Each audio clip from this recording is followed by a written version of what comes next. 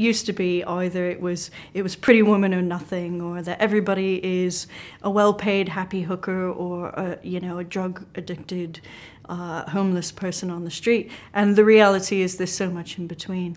This really ties into women more generally, and to feminist issues more generally, is understanding that it's not just about, the most problematic, the end of society that needs the most outreach and the most help, versus the people at the very, very top who are so incredibly privileged they never see what real life is like, and that real lives are really happening in the middle.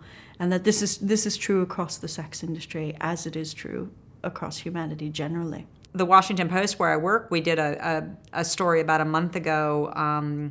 They were riding along with some police officers who were doing a stakeout in a motel room to sort of entice some men to come in, and there was a female police officer who was posing as a prostitute, but they were interviewing some women who were prostitution, and one of them had lost her job in the recession. So she had gone from, a professional career, and she had lost her job, and she had turned to prostitution. So that can still go on. I haven't done enough reporting, really. I feel like I would have to spend some time in that culture to really know whether there was some empowerment going on. Some people say we do not need sex workers is a wrong thing.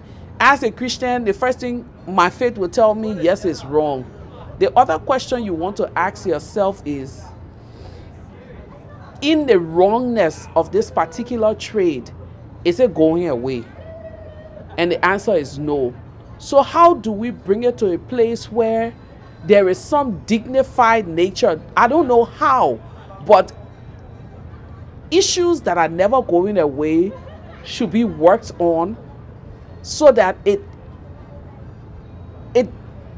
there is some dignity about it. And someone will say this is a total contradiction. There's no way that prostitution can have any dignity about it.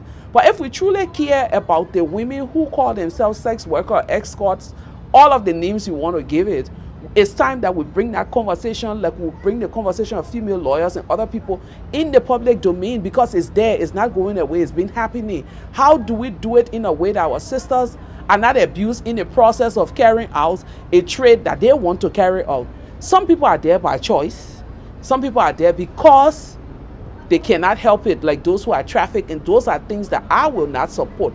But where a woman decides, this is what I like the life of an escort, how do we start a conversation around these things so that at the end of the day, these sisters can thrive in a healthy manner? Concerns about sex trafficking are such valid concerns, and that is such a real and terrible danger to girls and women, that I'm much more sympathetic to the argument that it's exploitative. The idea that it is empowering for some women to be I don't know that it's empowering. I think it could be a job that's okay in some situations. There's certainly a lot of people who enter sex work who have very troubled backgrounds. I mean, my uncle married a woman who was a crack user, and she went into street-based prostitution to be able to afford her addiction.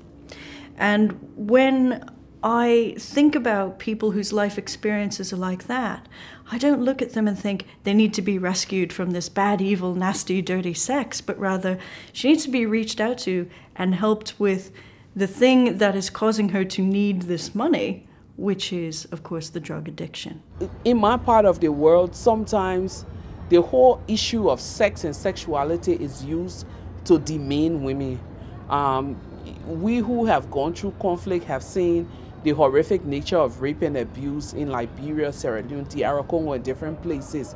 And I think when sex or sexuality is used to discriminate or demean women, and is used as a tool for stopping them from achieving what they intend to achieve with their lives, I think it's wrong. I don't think there's any negotiation around that, so that's firmly my position.